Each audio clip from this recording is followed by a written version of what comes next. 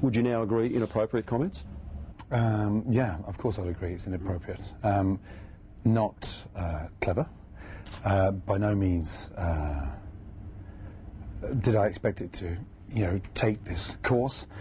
I have to be incredibly honest, and the tapes are there, on my children's life, I never ever called Tracy Grimshaw a lesbian.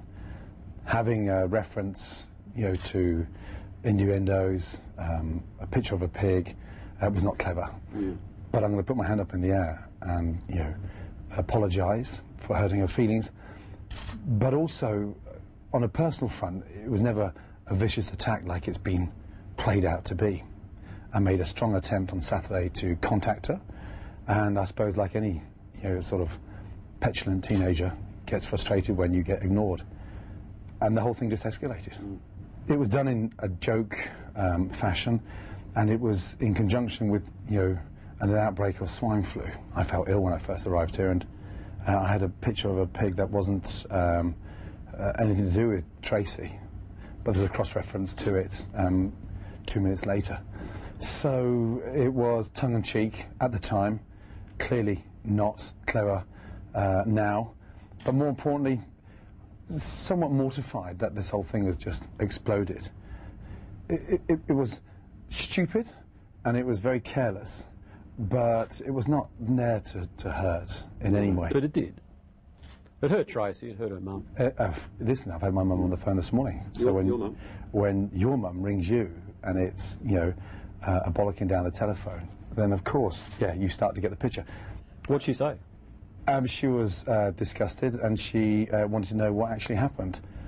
The day before we had the interview on the show, that was all fine, and I always like to have a little bit of a sort of laugh because, she's a professional, and it was light-hearted banter, really. I think that's what's the puzzling thing about this.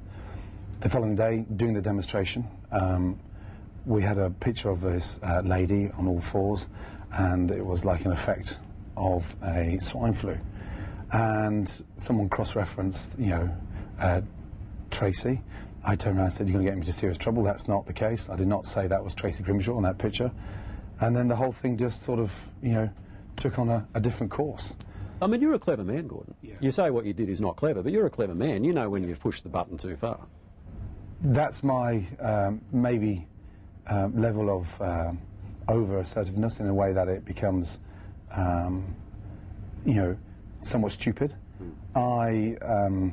I didn't set out to do, what's been done. I suppose what I didn't envisage was the whole thing getting out of control. I said some very flippant things in my time, and I call it as I see it. So having a prattling around joke from a man's point of view about, a renowned professional journalist and calling her a pig is not clever. Is this an unreserved apology? I made attempts in many ways on Saturday to phone her. Is this? Well, it is in many ways, but it would like to be done face to face. That's the kind of guy I am. There's the camera.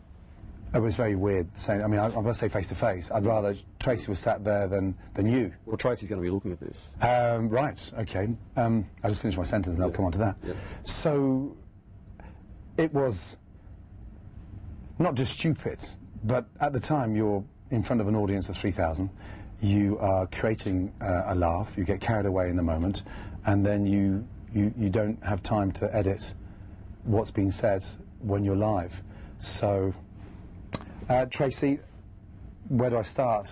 First of all, you've shown me great respect and amazing support, I think, over the last 3 or 4 years. And I'd just like to take this opportunity to apologise for the stupid comments, and deeply mortified that the whole thing has gone this far. My apologies. I suppose when you're visiting a country and that country's Prime Minister refers to you as a lowlife, that's got to hurt. You see, this whole thing has been taken out of text, like I said, over the last 48 hours, not just scrutinising the tapes. I never called Tracy Grimshaw a lesbian. No, but excuse me. So when the Prime Minister refers to me calling Tracy Grimshaw a lesbian pig, it's factually incorrect. Prime Minister, Deputy Prime Minister, Federal Health Minister. Oh, you don't need to go down. When you hit the Prime Minister, trust me. You get the message from our pollies and the public. Listen, I'm not smarting on this. I said to you, whether it was a bouquet of flowers, which sounds a little bit creepy. I wanted to talk to Tracy face to face. The minute I knew I'd overstepped the mark, so I put my hand up, and I admit that it was stupid, but you know, you're here today. I tried to rectify this on Saturday. Been hounded and, you know, propelled. I didn't need to continue jibbing, but that's where it started going seriously wrong. I'm like a school child. Someone shows me attention and it's funny. That's what I am. I've made a big mistake. I've gone too far. If any of you guys had called my wife a pig and it was in front of me, I'd punch your lights out. And I am deeply, deeply sorry for the hurt that's been caused, and I accept full responsibility, and I want to put it to bed.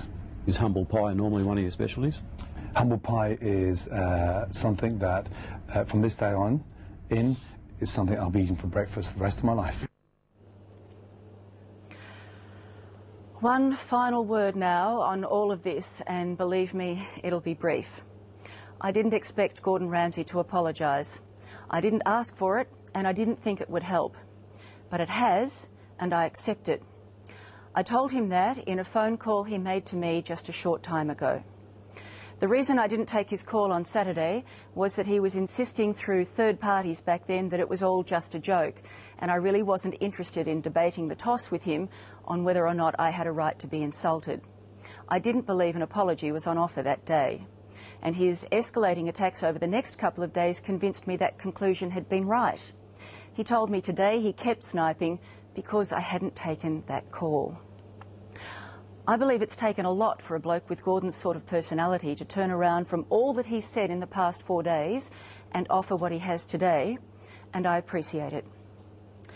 Finally, let me clarify something that I feel is important.